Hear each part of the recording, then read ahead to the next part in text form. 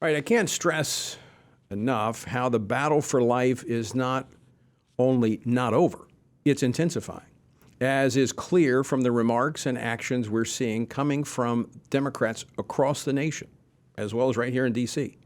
You know, we celebrate the Dobbs decision, but we have got to roll up our sleeves and go to work. There is going to be so much work to be done. And we've got to go to the polls and vote. I mean, this is where we pray. We pray for the future of our country. We pray for those young women. We vote for pro-life elected officials and candidates. And we stand for truth. With me now to talk about this push that we're seeing coming from the left and how Republicans are going to be pushing back is Senator Steve Daines of Montana. He serves on 4 Senate committees, including the Finance Committee, Energy and Natural Resources Committee. He is also the founder and the chair of the Senate Pro-Life Caucus. Senator Daines, welcome back to the program. Hey, I'm glad to join you, Tony. So what is your reaction to the response we're seeing from the president, the vice president, and Democrats across the land in the wake of the Dobbs decision? Tony, I've been watching the program here before you and I have a chance to chat. I'm just struck with how we believe that life is sacred. We are building a culture of life. Everything I hear from the left is elevating abortion as if abortion is sacred. We're fighting for life. We call it sacred. They are fighting for abortion as if abortion is sacred. It's the religion, Tony, sadly, they worship abortion. And it's just a sad moment as I look at how dark the country has become and how important it is that we're fighting back as light. This was a tremendous victory. I think many of us wondered, would we ever see this in our lifetime? And we saw it. It ends a historic injustice of 63 million murdered babies. And this is a moment to celebrate. But Tony, I could not agree with you more. Remember, these victories came by narrow margins. It goes back to 2014 when we won back the United States Senate. That's the year I was elected to the Senate. I was the first pro-life senator in 100 years to hold this seat. And then in 2016, President Trump's elected.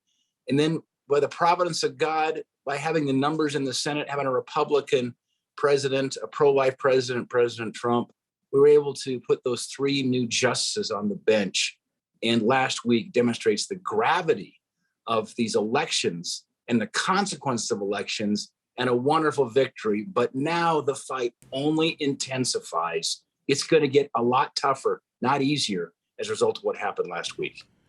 Senator, I don't think what you're saying is an overstatement at all. I think you're absolutely right. To them, this is a religion. To them, this is a sacrament. I mean, just reading the press release from the 22 attorneys general, Democrats, abortion is health care, period. Abortion care, reproductive freedom, abortion care. I mean, since when is taking a life health care? Since when is that advancing reproduction? I mean, reproduction is helping people have children, not kill children. And that's what we're talking about. I mean, they're so committed to this. It's not even, they're actually now California's putting down $125 million to advance this. Well, we heard it from Secretary Becerra today. We've heard it from the administration. And here's their words: all options are on the table.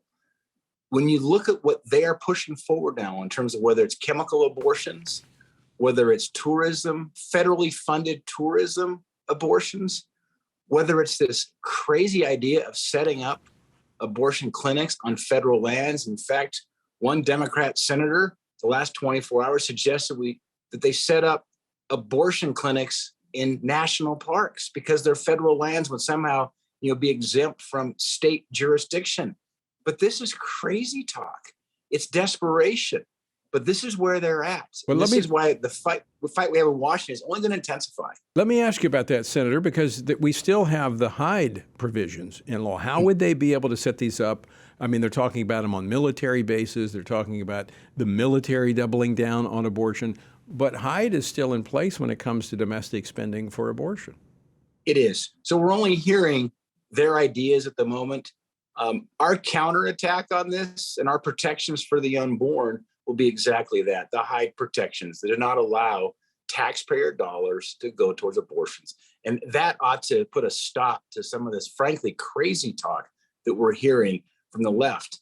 But keep in mind, Tony, they're going to go to any length possible when they say all options are on the table. So we've got to be very vigilant and be on our very best, get our best thinkers, our best offense here as we continue to move forward here in protecting life. So the issue now goes to the states. Abortion is not outlawed. It goes to the states. The states have a chance to regulate it. We have over half the states that are ready or are doing that already. But now you have the Biden administration saying they're going to try to block the states. They're going to do what they can to stop the states. What other activities beside the Hyde Amendment that you just mentioned do you see Republicans pushing at the federal level?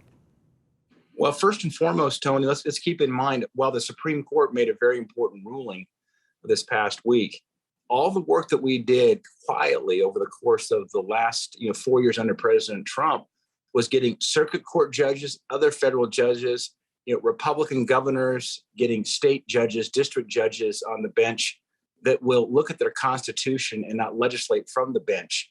And by doing so, will protect life. So there'll be vigorous court battles. We will be continuing to make sure that we will have filibuster-proof caucuses here. It'll be mostly Republicans, virtually all Republicans. We won't have a single Democrat join us on this. It will make sure that we lock down these back doors, starting with the Hyde protections. But that's going to be our number one defense on what they're doing here, because that would prevent the federal government from using taxpayer dollars for abortion. But keep in mind, we've got a lot of improved, much better judges in the circuit courts as a result of 4 years of President Trump and a Republican Senate. Yes, we can't forget that. That is critical to restoring constitutional governance in our country, and it was a tremendous gain that we had under the Trump administration. Senator Daines, always great to talk with you. Thanks so much for taking time out of your day to talk with us. Thanks, Tony.